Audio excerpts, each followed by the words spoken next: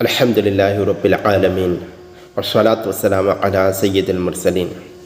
خلاصۃ النحو حصہ اول الدرس الحادی عشرہ۔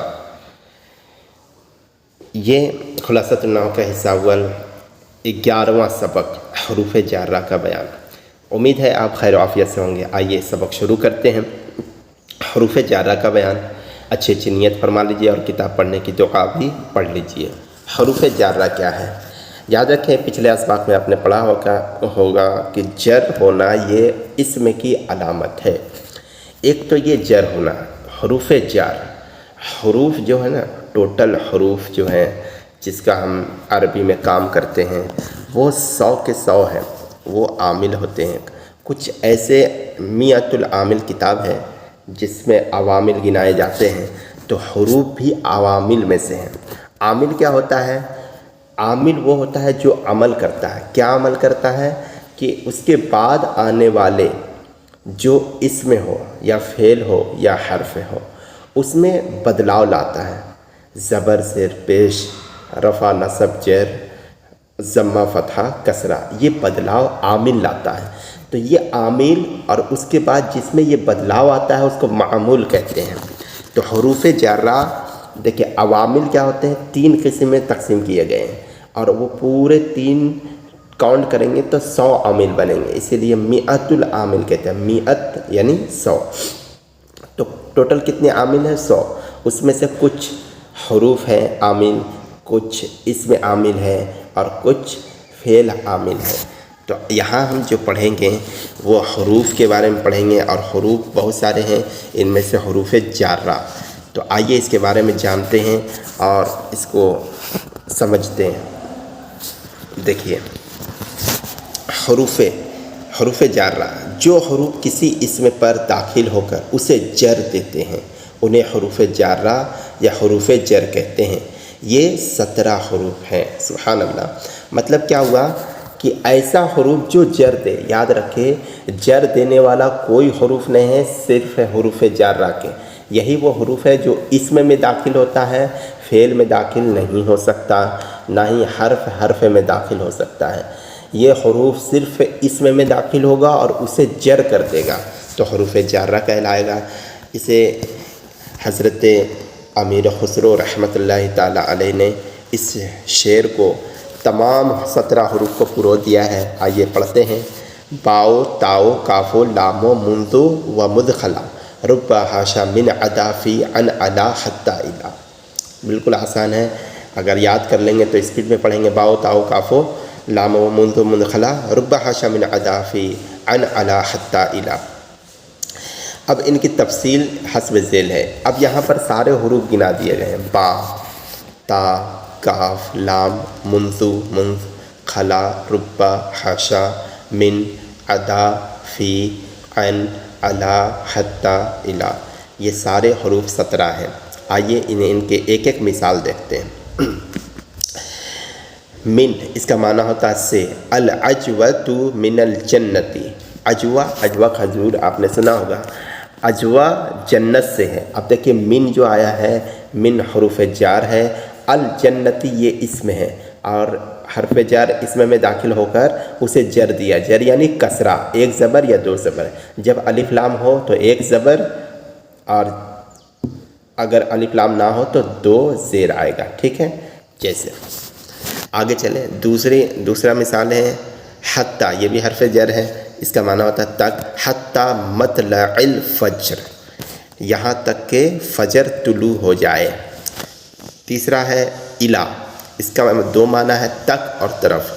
توبو الی اللہ، اللہ کی جانب توبہ کرو یا اللہ کی طرف توبہ کرو۔ چوتھا ہے علا، علا کا معنی ہوتا ہے پر۔ السلام علیکم، تم پر سلامتی ہو۔ پانچواں ہے فی کا معنی ہوتا ہے میں۔ عثمان فی الجنتی، عثمان جنت میں ہے، عثمان جنت میں۔ ٹھیک ہے، آگے عن کا معنی سے۔ اجتنب عن المعاصی، گناہوں سے بچو، معاصی معنی گناہ ہے نا۔ تو عن حرف جر، المعاصی اس کا اسم، یہ دونوں مل کر جار اور جو جر کے بعد آتا ہے اسے مجرور کہتے ہیں، جار مجرور، ٹھیک ہے۔ با کا معنی بھی سے بسم اللہ، اللہ کے نام سے شروع۔ کاف کا معنی ہوتا ہے طرح۔ زید کل اسدی، زید شیر کی طرح ہے۔ لام کا مطلب ہوتا ہے لیے۔ المال لزید، مال زید کے لیے۔ خلا عدا حاشا، اس کا معنی ہوتا ہے علاوہ یا سوائے، جیسے نام القوم حاشا زید، قوم سو گئی سوائے زید کے یا علاوہ زید کے۔ منذ اور منذ اس کا معنی بھی ہوتا ہے سے، کیا ہوتا ہے ما رأیتہ مذ سنۃ، میں نے اس کو 1 سال سے نہیں دیکھا۔ ما رأیتہ، میں نے اس کو نہیں دیکھا، منذ سنۃ، 1 سال سے۔ ربا کا معنی ہوتا ہے کئی یا کچھ۔ رب عالم لقیت، اب 2 ترجمہ ہوگا۔ میں نے کئی عالموں سے ملاقات کی، میں نے کچھ عالموں سے ملاقات کی، یہ 2 ترجمہ۔ واو اور تا یہ دونوں قسم کے لیے آتے ہیں۔ والعصر، اور زمانے کی قسم، تاللہ، اللہ کی قسم۔ تو یہ سارے 17 حروف جارہ کہلاتے ہیں۔ اب آگے تنبیہ یعنی کچھ اہم باتیں یا اس کے قواعد یا قانون دیکھیں۔ حرف جر اور اس کے بعد والے اسم کو جار مجرور کہتے ہیں۔ تو حرف جر جار، اس کے بعد والے حروف لفظ جو آئے گا وہ مجرور ہوگا، جار مجرور۔ جار مجرور ہمیشہ فعل یا شبہ فعل، شبہ فعل کتنے ہوتے ہیں؟ 6، اسم فاعل، اسم مفعول، صفت مشبہ، اسم تفضیل اور مصدر، یہ شبہ فعل ہوتے ہیں۔ شبہ فعل کا مطلب ہوتا ہے فعل تو نہیں ہوگا لیکن فعل جیسا کام کرے گا، فعل کے مشابہ ہوگا، ٹھیک ہے۔ کیا کہہ رہے ہیں کہ جار مجرور فعل یا شبہ فعل کے متعلق ہوتے ہیں، یعنی اس سے اس کا تعلق ہوتا ہے، اور جس کے متعلق ہوتے ہیں اسے متعلق کہتے ہیں۔ اب یہاں پر جتنے ہیں، چاہے فعل ہو یا 6 میں سے کوئی ہو، اس میں فاعل، اس میں مفعول، صفت مشبہ، اس میں تفصیل، مصدر، 1 2 3 4 یہاں 5 دیا ہوا، اور بھی اس میں مبالغہ وغیرہ کا صیغہ بھی اس میں شامل ہے، ٹھیک ہے۔ تو اس میں شبہ فعل جو ہوتا ہے، یہ ان میں سے کوئی بھی ہم بنائیں گے حرف جر کے جو پوشیدہ مانیں گے یا پھر جملے میں موجود ہوگا تو اس کو متعلق بنائیں گے۔ متعلق ہے نا، اس میں فاعل متعلق، اس میں مفعول متعلق، صفت مشبہ متعلق، اس میں تفصیل متعلق، مصدر متعلق، یا پھر فعل کوئی آئے گا نصرہ، ضربہ وغیرہ، ٹھیک ہے، یا ثبتہ وغیرہ، تو یہ کیا کہلائے گا؟ متعلق۔ اب ہم حرف جر کو اس کے متعلق کہیں گے، اس سے متعلق کریں گے، اس سے تعلق جوڑیں گے، پوشیدہ نکال کر یا جملے میں موجود ہوگا اس سے متعلق کریں گے، ٹھیک ہے۔ امید ہے سمجھ میں آ گیا ہوگا۔ نمبر 2، جار مجرور کا متعلق لفظوں میں موجود ہو تو جار مجرور کو ظرف لغو کہتے ہیں۔ اچھا، اب یہاں پر دیکھیں گے کہ جملے میں اس کا متعلق موجود ہے یا نہیں ہے۔ تو متعلق کتنے ہوں گے؟ 2 ہوں گے، یا تو فعل ہوگا یا شبہ فعل ہوگا۔ شبہ فعل کتنا ہے اس کتاب میں؟ 5 ہے، اس میں فاعل، اس میں مفعول، ٹھیک ہے۔ تو یہ پتہ چلا کہ جار مجرور کا متعلق اگر لفظوں میں موجود ہو، پڑھ سکتے ہیں، جملے میں آ رہا ہے تو وہ ظرف لغو کہتے ہیں۔ جیسے ضرب زید بالخشبۃ، ٹھیک ہے، زید نے لکڑی سے مارا، تو ضرب فعل، زید اس کا فاعل، بالخشبتی، باہر فجر، خشبتی مجرور، جار مجرور سے مل کر ظرف لغو۔ کیوں؟ کیونکہ اس سے پہلے ضرب فعل آ گیا جو اس کا متعلق ہے، اور بالخشبتی اس کو اس کا متعلق بنائیں گے، تو یہاں پر ہوگا ضرب فعل، زید فاعل، بالخشبتی جار مجرور سے مل کر ظرف لغو، ٹھیک ہے۔ آگے،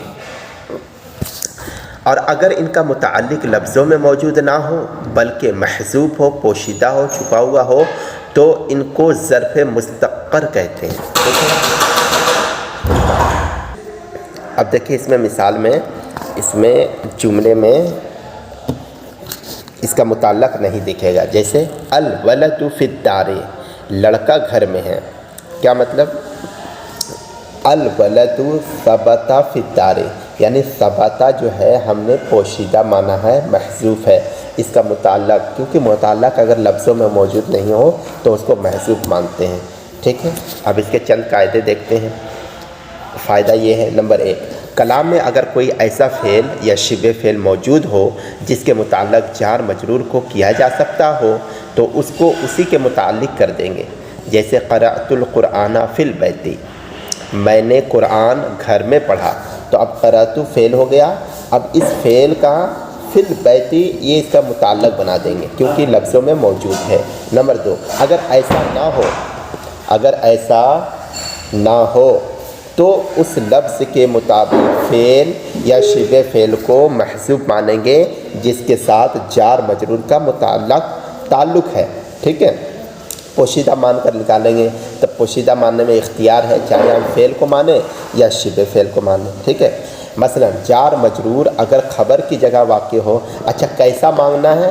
مذکر ماننا ہے، مؤنث ماننا ہے، واحد ماننا ہے، جمع ماننا ہے، یہ کیسے طے کریں گے؟ یہ طے کریں گے کہ جار مجرور اگر خبر کی جگہ واقع ہو تو فعل یا شبہ فعل مبتدا کے مطابق محذوف مانیں گے، اگر مبتدا واحد ہے، مذکر ہے تو محذوف بھی ایسا ہی فعل مانیں گے جو واحد اور مذکر ہو، جیسے الرجل فی الدار، یہ مثال ہے۔ تو الرجل یہ کیا ہے؟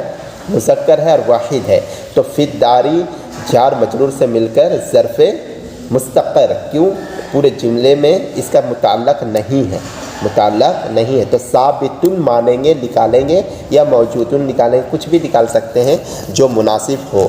تو ثابت نکالے تو ثابت اسم فاعل ہے، مذکر ہے، واحد ہے، الرجل کے مطابق ہے، ٹھیک ہے۔ دوسری مثال الامرأۃ ثابتۃ نکالیں فی الدار، عورت گھر میں ہے، تو الامرأۃ یہ مبتدا بنے گا، الثابتۃ فی الدار کا متعلق نکالیں گے، تو متعلق کیسا نکالے ہم نے؟ مؤنث، اسم فاعل مؤنث کا صیغہ اور واحد، کیونکہ امرأۃ مبتدا، یہ مؤنث واحد ہے، ٹھیک ہے۔ اور اگر صفت کی جگہ واقع ہو تو فعل یا شبہ فعل موصوف کے مطابق محذوف مانیں گے۔ اب دیکھیں مبتدا کے مطابق ہمیں ماننا ہے، ٹھیک ہے، خبر کی جگہ پر ہو تب، اور صفت کی جگہ پر ہو تو موصوف کے مطابق مانیں گے کہ موصوف کیسا ہے، مذکر ہے، واحد ہے، کیسا ہے، ٹھیک ہے۔ جیسے رأیت ہلالا فی السحائب، میں نے چاند کو بادلوں میں دیکھا، ٹھیک ہے۔ اب دیکھیں رأیت ہلالا کیا ہے؟ موصوف ہے، موصوف کیسا ہے؟ واحد ہے، مذکر ہے، تو ہمیں ثابتاً ہم نے فعل اسم فاعل شبہ فعل محذوف مانا جو اس کا متعلق بنانا ہے ہمیں، تو ثابتاً نکالا ہم نے، کیوں؟ ہلالا موصوف، ثابتاً صفت، موصوف صفت ایک جیسا ہونا چاہیے، اس لیے ثابتاً نکالا ہم نے، ٹھیک ہے۔ تو مذکر بھی ہے، واحد بھی ہے، ثابتاً نکال کر ہم نے اس کا متعلق بنایا ہے۔ امید ہے یہ سبق سمجھ میں آیا ہوگا۔ دوبارہ اس ویڈیو کو دیکھیں، بار بار سمجھنے کی کوشش کریں، انشاءاللہ اور بھی بڑی کتابیں آئے گی تو اور بھی اس میں کلیئر ہو جائے گا۔ تب تک کے لیے اس سبق کو مشق کیجیے، پچھلے دہراتے رہیے، 1 سے 10 تک ہم نے ویڈیوز بنا دیے ہیں، اور ہمارے چینل کو سبسکرائب کیجیے، دوسروں تک پیغام پہنچائیے۔ ہمارے چینل کا نام کیا ہے؟ علم ہی کامیابی ہے۔